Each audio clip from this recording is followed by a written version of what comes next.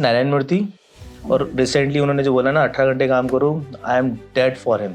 यही करना ही यही यंग जनरेशन को करना ही पड़ेगा। आप नहीं करोगे तो वही होगा जो यूरोप के साथ हो रहा है, रिसेशन आ रहा है। इंडिया में रिसेशन इसलिए नहीं आया है क्योंकि हम लोग पुराने लोग काम करते थे। I agree. Yeah, true.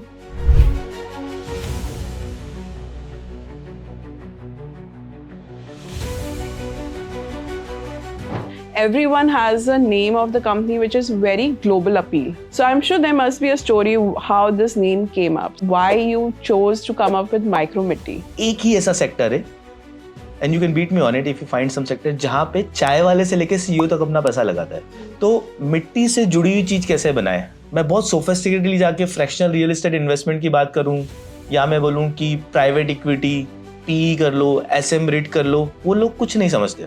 They are making money, उनका अपना तरीका है पैसा बनाने का। हम जीरो से ही हाथ लगाए, तो मुझे वो कनेक्ट तो चाहिए था मिट्टी और माइक्रो बड़ा सिंप्लीफाइड था। I really want to work with people with earning class from 10,000 रुपए से लेके 1 करोड़ तक का है। तो माइक्रो लेवल पे एक्चुअली जो प्रॉब्लम है, मिट्टी से जुड़े हुए जॉब्स, मिट्टी से जुड़े हुए काम, इन लोगों के साथ काम कौन करेगा? नाम का connect is what brought us to a माइक्रोमिट्टी। आप और हम बात कर रहे हैं तो वे बिल्डिंग की बात नहीं कर रहे, PropTech। तो इस तरह के interviews, education is a gimmick, you have to educate people, but people are coming now, they are understanding कि क्या हो रहा है। What I see still there are a lot of challenges as we compare to any global market or as we compare to any other sectors in India compared to fintech and all. We haven't seen much of unicorns coming out of PropTech. So आपके हिसाब से India का PropTech sector में क्या ऐसे challenges है which are still needs to be addressed by the developers, or why we are not able to see more of unicorns coming out of it? See, number one challenge is cash component.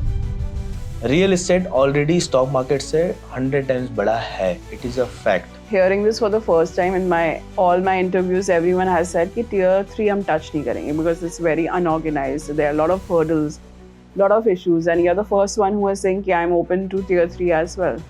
तो problem क्या है? Hurdle है, सब कुछ तो ठीक है ना। अगर आपको सिर्फ पैसा बनाना है तो फिर आप नहीं जाओगे, आप टियर 1 में पैसा बना के आराम से बैठोगे।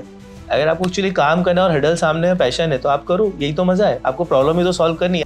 अभी निखिल कामत जी ने थोड़े दिन पहले बोला था कि इरफान सर से बोल रहे थे प्रेस्टीज ग्रुप के मालिकों की, सर ये आप बैंगलोर के गैंगस्टर कैसे बन गए, है ना। तो he doesn't actually mean it takes lot of time for us to explain PropTech। क्यों रियल एस्टेट हम, we are not the real estate gangsters. वो जो इमेज बनी हुई है कि रियल एस्टेट में जाएंगे तो अनप्रोफेशनल लोग हैं, कोई फ्यूचर नहीं है ना, खरीदना बेचना ही तो पड़ेगा। But it is on us to educate people and it is happening.